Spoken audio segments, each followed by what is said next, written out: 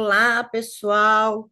Olha, eu aqui de volta, numa aulinha já na sequência. Acabei de gravar a aula de referencial teórico e vamos gravar agora a aula de procedimentos metodológicos. Então, vou compartilhar com vocês a minha tela e a gente vai conversar um pouquinho aí sobre esses procedimentos metodológicos.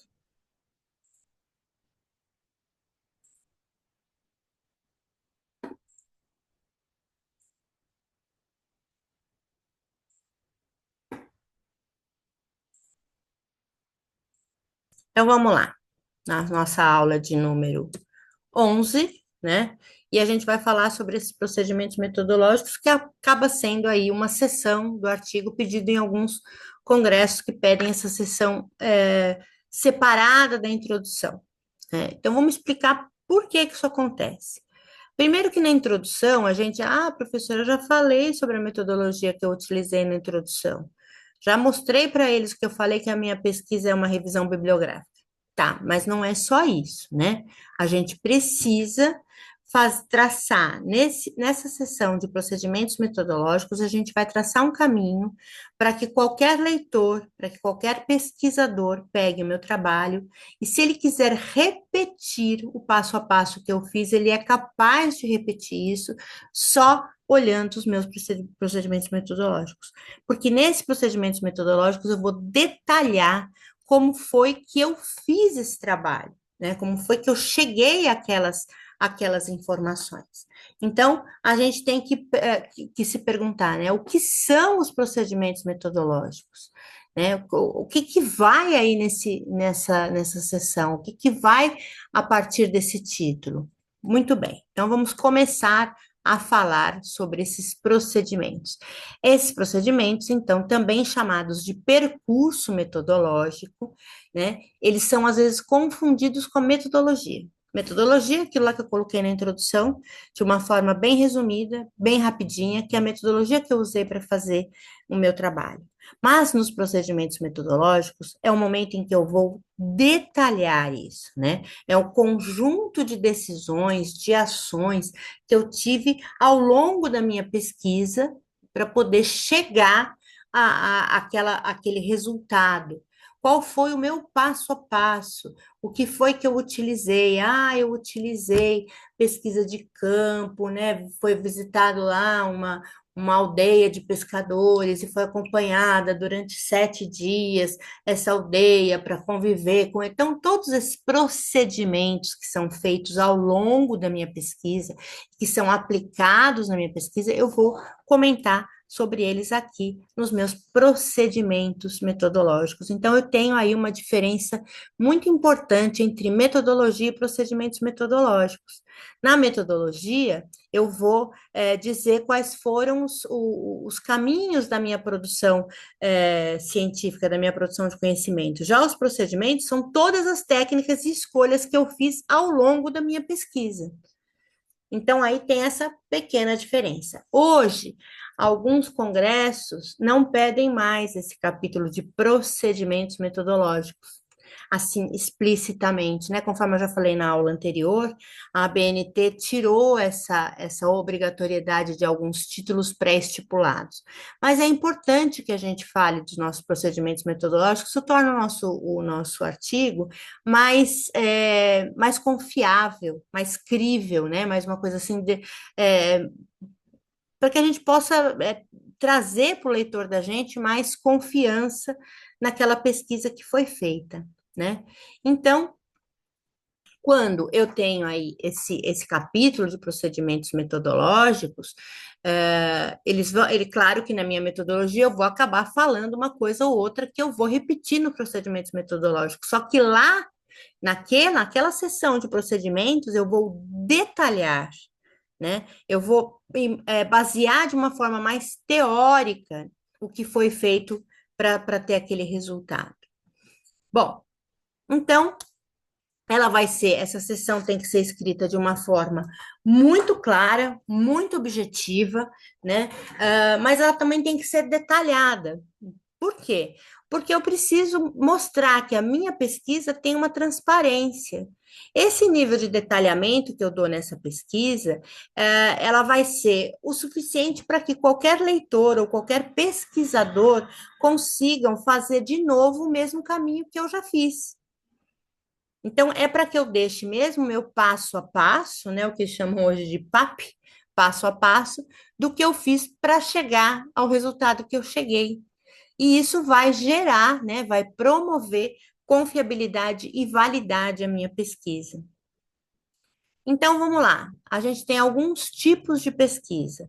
A gente tem a pesquisa qualitativa, a gente tem a pesquisa quantitativa e a gente tem a pesquisa que ela é mista, né? Que ela é qualitativa e quantitativa ao mesmo tempo. Então, esses três tipos aí de pesquisa que a gente tem, a gente pode, já vai explicitar no nosso, nos nossos procedimentos. Então, vamos lá. Eu preciso primeiro identificar qual foi o tipo de pesquisa que eu apliquei, né? Eu preciso começar identificando e pontuando para o meu leitor, para o meu avaliador, que tipo de pesquisa que eu realizei. Se ela foi qualitativa, ela foi quantitativa, ela foi mista, né? Eu preciso primeiro pontuar isso e explicar por que que eu escolhi esse tipo, de pesquisa para o meu estudo, para minha pesquisa, né? Então vamos ver aqui. A pesquisa qualitativa, né? Eu vou focar em quê? Tá falando de qualitativa, tô falando de qualidade, né? Tá vendo a palavra qualidade. Então eu vou focar e procurar entender de uma forma da melhor forma possível, da melhor forma profunda, né? O tanto que der para ser profundo, porque a gente não pode aprofundar tanto assim, porque a gente tem um número limitado de páginas, né, para escrever, e a gente não pode ficar 4 páginas falando só sobre procedimentos metodológicos, né? A gente também tem que saber focar na hora de escrever os procedimentos metodológicos. Então, nessa hora que eu vou falar da pesquisa qualitativa, o que que eu vou analisar em pesquisas qualitativas? Né? Eu vou envolver experiências, pontos de vista, né? Geralmente, se eu envolvo pessoas, né, na minha pesquisa qualitativa, é um pouco mais complicado, porque aí a faculdade tem que ter um comitê de ética, tem que ter uma aprovação para você envolver nomes de pessoas, né? Então, precisa tomar um pouquinho de cuidado aí com essa questão de envolver pessoas na nossa pesquisa. Então, na pesquisa qualitativa, eu não vou usar números, eu não vou usar estatística, eu não vou usar porcentagem, eu vou usar palavras, né? E vou usar todas aquelas coisas que eu já falei para vocês, que é lá a paráfrase, vou fazer as inferências, né? Nessa hora que a gente vai aplicar o nosso conhecimento da língua, o nosso conhecimento das teorias linguísticas e tudo mais, né? Então, que eu já falei para vocês aí em outras aulas. Então, a gente vai usar mais as palavras para as descrições, né? E explorar mais as opiniões, os comportamentos, né? Ficar mais em cima das definições. Ainda dentro da pesquisa qualitativa, um pouquinho de água que é bom para molhar a garganta. Vocês não estão me vendo aí, mas eu estava bebendo uma aguinha. Então, é bom a gente conhecer o porquê e o como das situações, né? Aquelas situações que eu cheguei, que eu estou analisando no meu trabalho, é, qual é o porquê daquilo? Como foi que eu cheguei àquilo? Então, eu vou ter algumas respostas que às vezes são superficiais, mas eu preciso entrar atrás dos detalhes delas e entender quais são os significados que estão por trás dessas perguntas, né? Esse tipo de abordagem vai permitir que o pesquisador possa analisar o assunto que ele está se propondo a pesquisar de uma forma mais rica, né, de uma forma mais detalhada. Então, por exemplo, quando eu fiz a minha dissertação de mestrado, eu falava sobre uma vila de pescadores em Ubatuba, uma vila de pescadores chamada Puruba. Então, como é que eu posso falar de uma vila de pescadores, explicar lá? Eu fazia um cruzamento entre a forma com que eles viviam e a comunicação. Eu tinha a ideia de fazer um estudo de quando, né, a partir de quando que eles começaram a ter uma comunicação externa via telefone, via celular, via internet, essas coisas todas. E foi quando eu descobri que eles tiveram o primeiro orelhão na vila deles em 2004, olha, já no século XXI. Então, como que eu vou descobrir isso tudo? Que não está em livro. Isso não está relatado em nenhum tipo de livro, em nenhum tipo de artigo. Eu tive que ir até lá, né? Eu tive que ir até essa vila, fazer um trabalho de convivência de 1 ou 2 dias com essas pessoas, conversar com essas pessoas e trazer para o meu estudo, trazer para a minha pesquisa aquilo que eu tinha descoberto naqueles dias todos, porque é uma pesquisa de campo.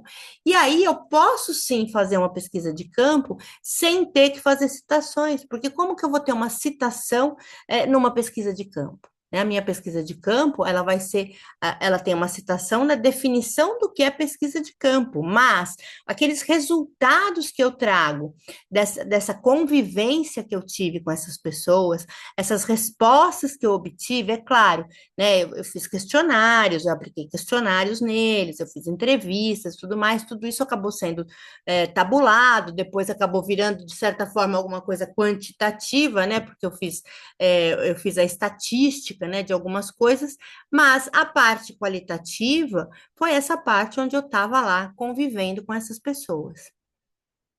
E aí a gente tem um outro tipo de pesquisa que é a quantitativa, né? A gente está falando já de quantidade, números, né? A gente está falando de coisas que a gente possa quantificar.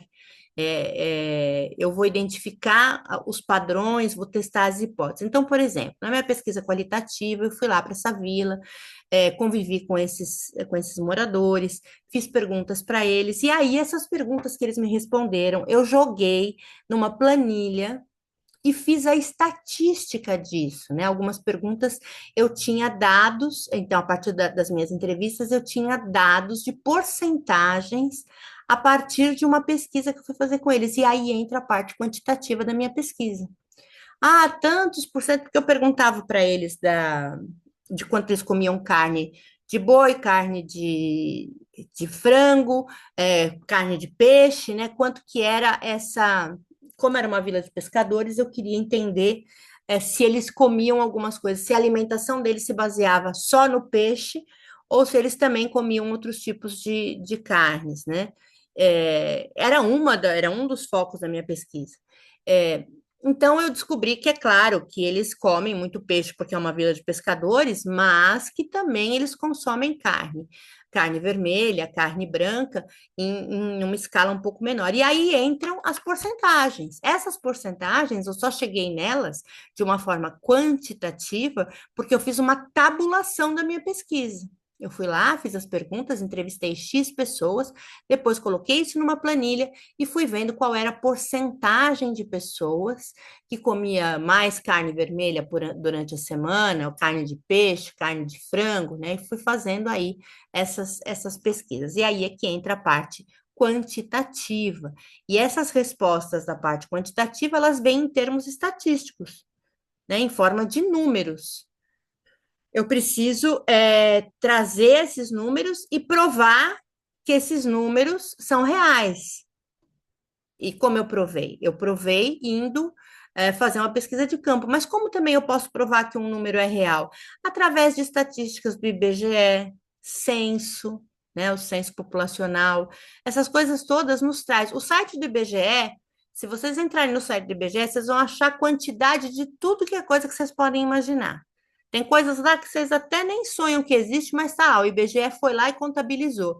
Então, no site do IBGE tem muita informação importante que a gente pode usar nessa parte quantitativa. Às vezes o aluno chega com um trabalho para mim assim: 30% da população, isso e aquilo. Eu falo, tá bom, 30% da população, você tirou de onde esse número? Eu li. Eu li onde? Eu preciso basear. Eu estou falando de uma coisa muito séria. Eu estou falando que 30% de uma população faz uma determinada coisa. Então, eu preciso tornar isso verdadeiro. E para eu tornar isso verdadeiro, eu tenho que ir atrás do site que me trouxe. que me trouxe esse número.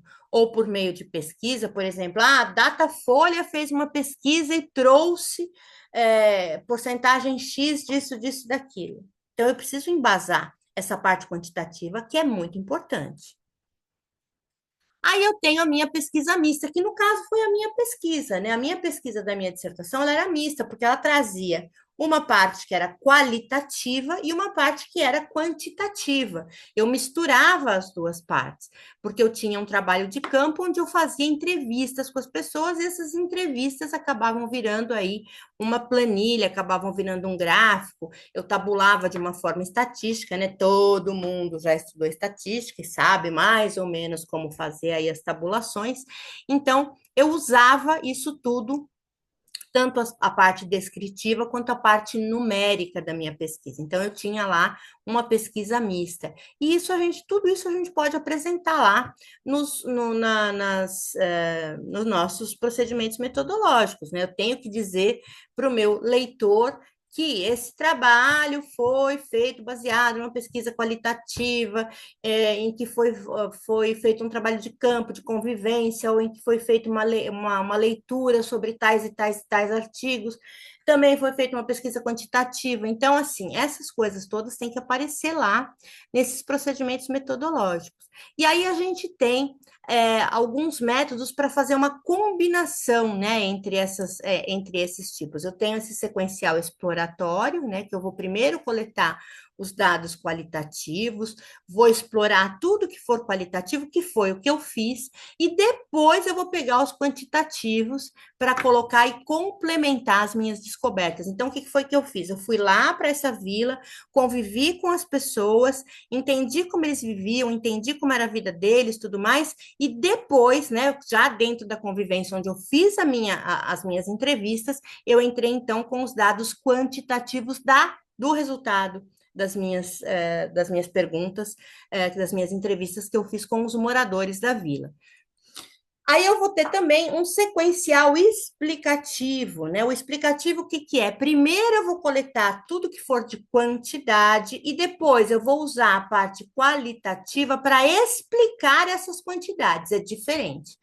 Primeiro eu fiz um levantamento de parte quantitativa, e aí na parte qualitativa eu não vou dizer mais, não vou fazer mais uma introdução a partir da qualitativa.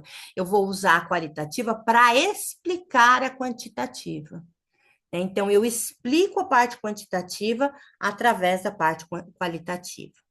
E tem a forma convergente paralelo, né, onde as abordagens qualitativa e quantitativa são usadas simultaneamente. Ao mesmo tempo que eu falo de qualidade, eu falo de quantidade, né? E aí os meus resultados vão ser mais integrados aí na minha análise final. Quando é que eu vou usar cada tipo de pesquisa? Isso meio que eu já deixei claro aqui, né? Então, a qualitativa eu uso quando eu quero entender o como e o porquê de alguma coisa, né? Então, eu queria entender como que aqueles pescadores viviam. Então, o que que eu fiz? Eu fui lá e fui ver como eles viviam, fui lá e fui entender, né? Como eles viviam. Eu uso a quantitativa quando eu quero medir alguma coisa, quando eu quero saber uma quantidade. O que que eu queria saber em um determinado momento da minha pesquisa? Eu queria saber qual era a alimentação prioritária deles. Então, para saber da alimentação, uma das perguntas, né, que eu quantifiquei foi se eles comiam, quanto que eles comiam por semana, quantas vezes por semana comia peixe, quantas vezes por semana comia carne vermelha, quantas vezes por semana comia frango, né? Então, essa foi a minha parte quantitativa, uma das minhas perguntas, né? Foram várias perguntas, a minha tabulação era bem maior, eu só estou usando isso aqui como um exemplo, né? E aí eu faço mista, quando eu tenho essa visão que vai uma completar a outra, né? Eu vou ter uma análise numérica e vou ter também uma análise descritiva, que eu também fiz na minha pesquisa, porque quando eu colocava as respostas, né, principalmente dessa pergunta que era sobre quanto que eles comiam de carne vermelha, carne branca e carne de peixe, né? Então eu explicava os porquês, né? Porque, por exemplo, o peixe eles comiam por quê? Porque eles pescavam, eles têm o rio lá, né? E eles pescam, a pesca para o próprio consumo é permitida, né? Porque as leis ambientais proibiram e restringiram aí uma série de tipos de pescaria, que não vem ao caso agora, mas eles pescavam e o peixe vem de graça. Então, eles comiam mais peixe. A carne de frango, eles comiam um pouco menos, por quê? Porque a maioria das pessoas que moram nessa vila tem criação de frango. Eles criam o frango, né, ali solto. Você está andando pela vila, você tem um monte de galinha te seguindo, né, os franguinhos te seguindo. E a carne vermelha em menor quantidade, porque a carne vermelha tem que ser comprada, né? E ela é mais cara. E aí envolve toda uma questão financeira. Então, a partir dessas informações, né, eu posso explicar por que que vai dar um número maior de peixe, um número médio de frango e um número bem menor de carne vermelha. Né? Então, aí é quando eu vou usar a qualitativa para explicar a quantitativa. Bom, aí a gente vai ter a pesquisa exploratória, a pesquisa descritiva e a pesquisa experimental, né? Deixa eu tentar tirar esse negocinho daqui, não sai. Então, vamos ver. Eu vou ter uma tipologia quanto aos meus objetivos. Eu tenho aí alguns objetivos da minha pesquisa e eu vou ter uma tipologia. Essa tipologia vai ser essa daí, né? As três tipologias básicas, que vai ser pesquisa exploratória, pesquisa descritiva e pesquisa experimental. Né? As variações nas denominações também podem acontecer. A gente às vezes acha também essas tipologias com outros nomes. Então, vamos ver aí. Na pesquisa exploratória, o que, que é que eu vou ver? É um tipo de pesquisa que vai me ajudar, que vai me fazer que eu entenda melhor o que, que eu estou investigando, né? Então, eu estou investigando alguma coisa, então eu vou explorar e vai servir para eu conhecer melhor aquele tema. Então, dentro da pesquisa exploratória, é onde eu estou explorando alguma coisa, que foi o que eu fiz. Eu fui lá na vila e fui explorar a forma que eles viviam, né? Para quê? Para conhecer melhor o tema que eu estava investigando. Eu poderia me basear em coisas que já tinham sido escritas? Poderia, mas não havia muita coisa escrita exatamente sobre essa vila que eu estava escrevendo, que era a Vila do Puruba, que foi até uma sugestão da minha orientadora, que ela já tinha feito uma pesquisa nessa vila nos anos 1990, e eu estava dando uma continuidade para essa pesquisa dela agora, em 2015, que foi mais ou menos quando eu fiz a minha dissertação, né? Então, eu vou encarar esse tipo de pesquisa como uma descoberta. Eu fui lá para descobrir coisas que eu não posso descobrir na internet. Hoje a gente tem muito esse vício, né? Procura no Google, mas nem tudo está no Google, né, gente? Eu não tinha como encontrar no Google como essa população, como essa vila de pescadores, que é uma vila que tem 22 famílias morando, né? 22 famílias, são 50 casas na vila, mas 22 são de moradores e o restante, as outras 28 são de turistas, né? De pessoas que vão lá, que vão lá só para passear. Então, como essas 22 famílias vivem nessa vila, que fica a 25 quilômetros do centro de Ubatuba, e eles vivem como se eles morassem a quilômetros e quilômetros e quilômetros de distância de algum lugar povoado. Pois bem, eu descobri lá que eles tiveram o primeiro telefone público em 2004. Então, essas descobertas são coisas que a gente só consegue indo até o local, pesquisando, conversando, né, entendendo, né, e coletando essas informações para eu poder entender como as coisas se dão, né? Então, esse tipo de pesquisa, ela vai me ajudar sempre que eu tiver que esclarecer alguma coisa, que eu tiver que explorar alguma coisa para poder chegar no foco da minha pesquisa.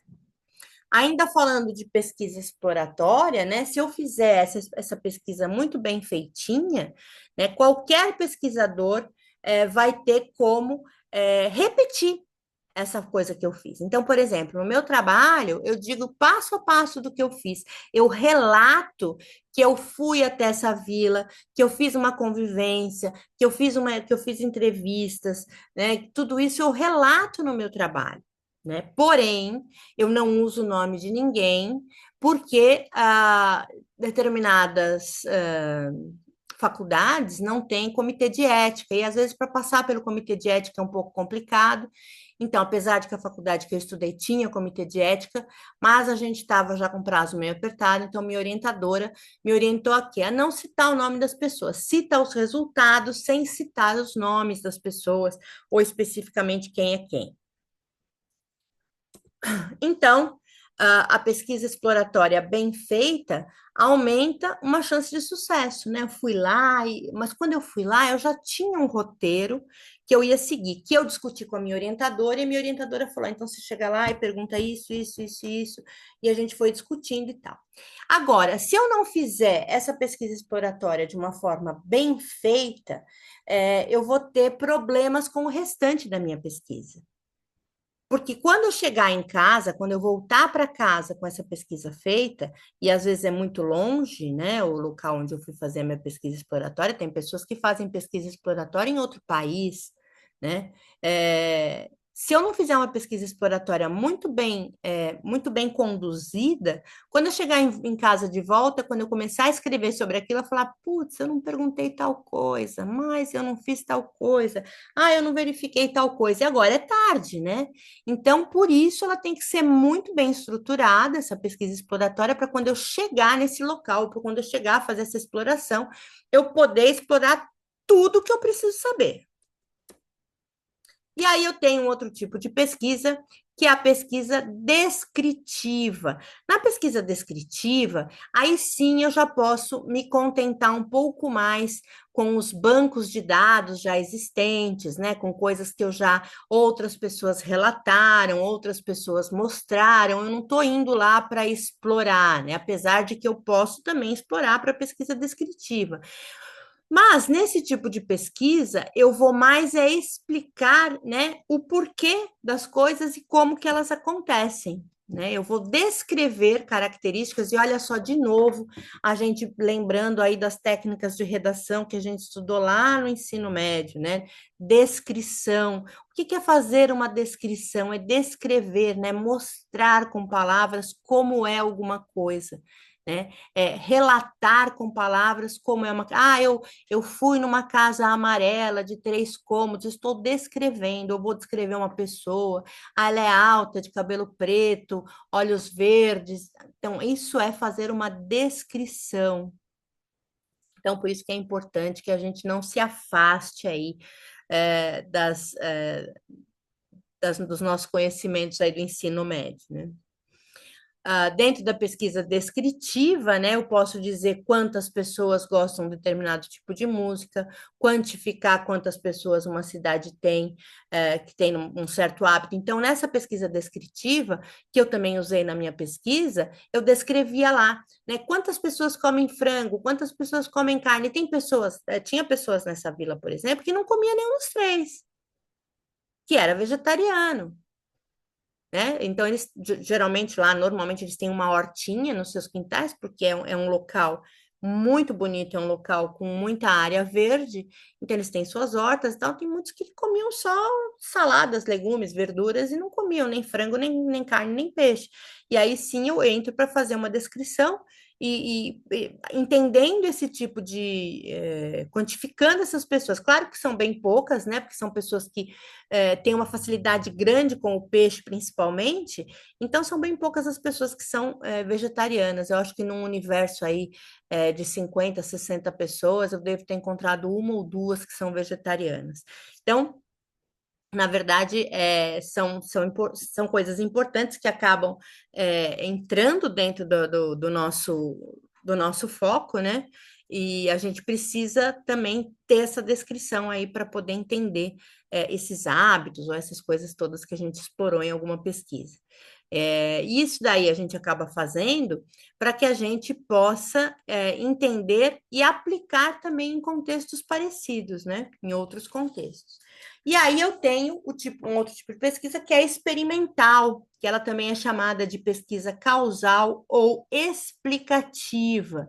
Então, é aquela que eu não quero só descrever um fato, mas eu quero entender como ele acontece, eu quero entender de onde ele vem, eu quero entender, e aí sim eu vou ter que ter um aprofundamento um pouco maior, talvez um conhecimento um pouco maior daquela área, né? Então, às vezes você vai fazer uma pesquisa que você tem que ter um entendimento um pouco maior da biologia, né? Principalmente nessa área que eu fiz o meu mestrado, que eu fiz na área de ecologia, havia coisas que eu tinha que ter um conhecimento maior sobre biologia, por exemplo, que não é minha área. Biologia não é minha área, então teve coisas que eu tive que estudar para poder entender, para poder ir lá e fazer a minha pesquisa, para poder ir lá e fazer a, a, o que eu, a minha dissertação, né? Então, eu tenho que descobrir, né, por que que algo acontece, como isso afeta outras pessoas. Então, são pessoas que vão fazer pesquisas, por exemplo, que vai envolver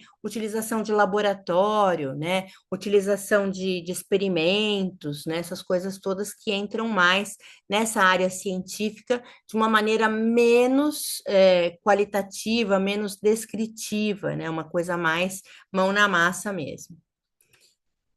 Então, esse tipo de pesquisa vai usar os experimentos, e geralmente esses experimentos são feitos em laboratórios, né? Vão ser feitos testes, vão ser feitas, por exemplo, né, quando foi na época da Covid, que a gente teve uma corrida muito grande aí dos cientistas para descobrir cura e tudo mais, eles tinham que fazer o quê? Pesquisas experimentais, né? Como é que eu faço uma pesquisa sobre uma doença que está surgindo se eu não faço experimentos, né? Ah, vamos levantar uma hipótese. Se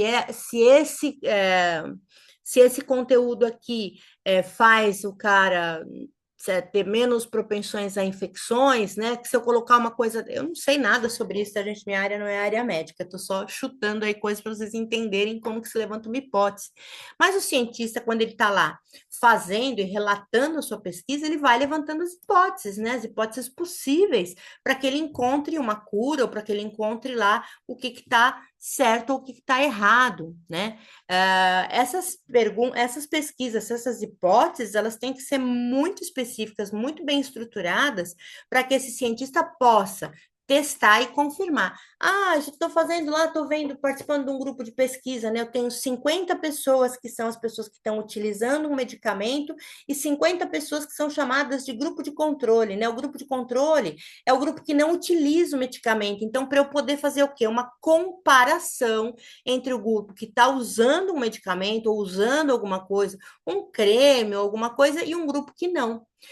Eu revisei recentemente um pôster sobre o estado labial de pessoas que trabalham no mar, né? Então, uma universidade aqui da cidade de Santos está fazendo um estudo sobre um creme, um hidratante, para passar nos lábios das pessoas, porque o que? A água salgada acaba com os lábios, né? Deixa tudo rachado. Então, eles têm lá um universo de pessoas que estão usando o creme e um universo de pessoas que não estão usando. Para quê? Para depois, no final de um determinado período, eles vão ter uma resposta, né, da eficiência desse creme, baseando o quê? Comparando a pessoa que usou com a pessoa que não usou. E aí eles têm que ter vários indivíduos aí, vários sujeitos nesse tipo de pesquisa. Então, ele vai trabalhar com as possibilidades, né? E ele vai poder entender melhor a realidade a partir do momento que ele aplica alguma coisa nesse sentido. Aí eu tenho algumas técnicas de pesquisa. Gente, tudo isso que a gente está vendo nessa aula de hoje é para que a gente possa construir os nossos procedimentos metodológicos, né? E é com essas dicas, né, com essas etapas que eu estou dando para vocês, e que vocês vão construir qual foi o procedimento metodológico que vocês utilizaram.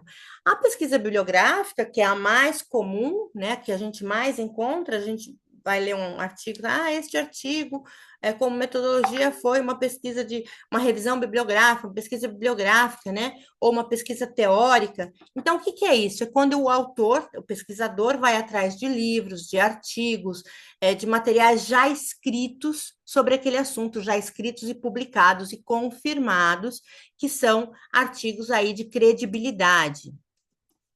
Então, eu construo uma base usando coisas que outros autores já disseram e vou juntando o que um e outro disse, o que um outro estudou e descobriu, e vou utilizando isso. Tem também o tipo de pesquisa que é a entrevista, que foi o que eu falei para vocês que eu utilizei na minha pesquisa, que eu fui lá e entrevistei algumas pessoas para eu poder conduzir ao resultado que eu queria, né? Eu queria saber determinadas coisas, eu falei só de uma das perguntas que eu fiz, mas eu fiz outras perguntas relacionadas a celular, porque eu estava falando de comunicação, relacionadas a celular, relacionadas à internet, relacionadas a redes sociais, né? Fiz uma série de perguntas aí que eu estruturei essa entrevista com a minha orientadora, e a minha orientadora e eu chegamos a uma conclusão que para eu chegar ao resultado que eu queria, eu tinha que fazer aquelas perguntas, né? Uh, então, a minha entrevista tem duas formas de ser feita, que é a forma estruturada, que foi a que eu fiz.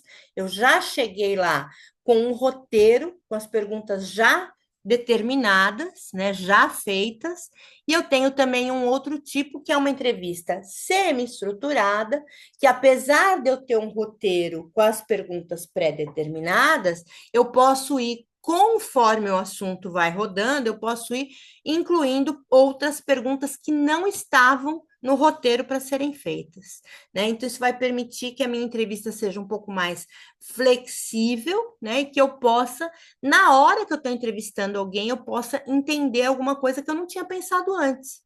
E aí eu posso inserir lá uma pergunta a mais. Eu tenho aquele questionário, que é uma ferramenta de pesquisa que vai conter uma lista de perguntas que vai ser respondida pelas pessoas. O que é muito utilizado hoje é aquele Google Forms, né? O Google Forms, você manda o Google Forms, você dispara esse Google Forms aí para um universo, sei lá, eu, de 200, 300 pessoas, e essas pessoas vão responder e você vai receber esse Google Forms de volta, é um questionário pré-definido, que você não tem uma interação com a pessoa, só a pessoa com o computador, né? As perguntas podem ser de múltipla escolha, né, onde a pessoa vai escolher uma das respostas, que é a mais fácil de ser feita, porque também a gente tem que contar um pouco com a vontade do entrevistado, né? O entrevistado tem que estar disposto a responder aquilo. Se a gente colocar muita coisa para escrever ou para descrever, pode ter certeza que você não vai ter o número de resposta que você queria. Então, quando eu faço questões de xizinho, fica muito mais fácil, né? As dissertativas é onde a pessoa vai escrever sua resposta, mas sabe que vai ser um pouco mais árduo de acabar trazendo aí uma resposta por escrito das pessoas. E aí a gente tem o tipo misto, que vai ser perguntas dissertativas e perguntas de múltipla escolha. O questionário, ele não é como uma entrevista, né? O questionário, ele é feito, como eu já falei, de forma independente. O pesquisador não precisa estar presente, né? Esse Google Forms, por exemplo, que você dispara esse Google Forms para 200, 300, 500 pessoas, ou um universo, sei lá, que você nem conhece o número, porque às vezes você vai pedindo para compartilhar, compartilhar, compartilhar, quando você vê 500 pessoas responderam a sua entrevista. O bom é que o Google Forms faz para você depois a tabulação, né, dessas perguntas. Então, o Google Forms também é bom porque vai garantir o anonimato e você também não vai precisar usar lá o seu comitê de ética, porque a pessoa que respondeu aquela pergunta não vai ser identificada. O máximo que você pode saber é se ela é do sexo feminino ou do sexo masculino, né? E idade também, você pode eventualmente perguntar a idade das pessoas. Também tem o formulário, né? Que é o formulário é uma ferramenta que é utilizada quando o entrevistado e o entrevistador estão lá cara a cara, que é aquelas perguntas pré-estipuladas, né, que eu já tenho, que vai ser com perguntas de múltipla escolha, ou dissertativas, ou mistas, né, as pesquisas, mas, veja bem, né, diferente do questionário, que na dissertativa o entrevistado vai ter que escrever lá. Nessa daqui do formulário, quem escreve é o entrevistador, porque quem está com a pranchetinha de pergunta é o entrevistador. Então, é ele que vai escrever o que o entrevistado está falando. Então, às vezes é mais fácil, porque aí o entrevistado, a preguiça de escrever é maior do que a preguiça de falar, né? Então, o formulário acaba sendo útil, né? Porque o pesquisador acaba tendo um pouco mais de controle sobre as respostas, né, que ele recebe. Aí tem também um tipo de pesquisa que é só de observação. que eu não faço pergunta nenhuma para ninguém, que eu só vou para um lugar e fico observando o que está acontecendo. Né? Então, o pesquisador observa sem interagir quando é uma observação indireta, né? Ele só observa, ele vai para um ambiente, por exemplo, um pesquisador vai para uma sala de aula. Então, ele vai lá e só fica observando o que acontece naquela sala de aula, como as pessoas reagem, mas ele não fala nada, ele não interage, ele não fala absolutamente nada. E tem também uma observação participante, que é quando o pesquisador se envolve e participa daquele ambiente que ele tá fazendo a pesquisa. Então, se eu estou fazendo uma pesquisa numa sala de aula de ensino médio e eu estou lá só para observar, né, só fazendo uma observação indireta, eu não vou me meter em momento nenhum e não vou dar atividade nenhuma para esses alunos fazerem ou para eu conseguir algum tipo de resultado. Na participante já eu posso aplicar, né, com o aceite da docente, do docente que está em sala, eu posso aplicar alguma atividade, aplicar alguma coisa para ver como que eles recebem ou como eles se comportam diante daquele tipo de atividade. E aí eu também tenho um tipo de caderno que é o chamado caderno de campo, né? O caderno de campo, ele é importante quando você começa a fazer uma pesquisa, é importante que você tenha, principalmente se você for fazer uma pesquisa de campo, que você tenha um caderno onde você vá registrando tudo que você viu, tudo que você passou, todas as pessoas que você conheceu. Isso aí, em algum momento, tem coisas que você vai anotar que você não vai nem utilizar, mas tem coisas que vão ser muito importantes depois para você lembrar, né? Seria um roteirinho do que você viveu, né? Um diário, vamos dizer assim. Tem também o tipo de pesquisa que ela é documental, e ela vai, então, se preocupar com documentos, né? Tem vários tipos de pesquisas documentais, né? Principalmente pesquisas que vão pesquisar aí pessoas quando chegaram lá junto com o príncipe regente, né? Quem chegou em 1808 no Brasil, que veio de Portugal, aí tem documentos que relatam. Então, assim, essas coisas todas, esse povoado mesmo que eu pesquisei do Puruba, quem foi o primeiro a chegar lá e que construiu tudo foi um imigrante que veio junto com a família real, né, em 1808, que veio preso junto com a família real, desceu em Ubatuba, né, parar o navio, a embarcação parou em Ubatuba, ele desceu, ficou lá e conheceu esse local e acabou tomando posse disso. Eles têm escritura, tem tudo direitinho lá. Bom, então, os meus documentos que eu posso pesquisar, eles podem ser de fontes primárias, né, que são os documentos originais que vêm das pessoas, podem ser monografias, dissertações, teses, leis, patentes, artigos de revistas e jornais, e também podem ser fontes secundárias, né, que são interpretados por outras pessoas, que é como mais ou menos o IBGE faz, né? Ele faz os gráficos dele a partir de um estudo ou de um questionário que foi aplicado pelos recenseadores que foram de porta em porta fazer o censo, enfim.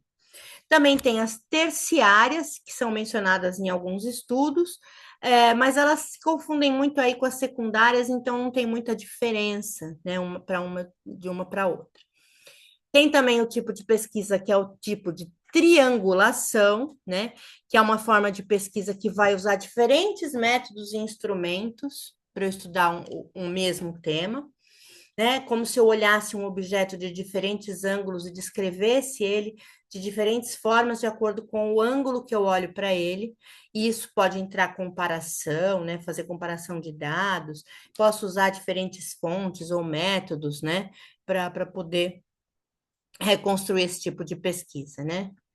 Então, esse tipo de pesquisa aí, ele é útil porque vai mostrar onde que as informações foram coletadas, né? E onde que elas são diferentes, né? Então, em que momento que elas diferenciam uma da outra, né? Como que essas informações, onde que elas mudam?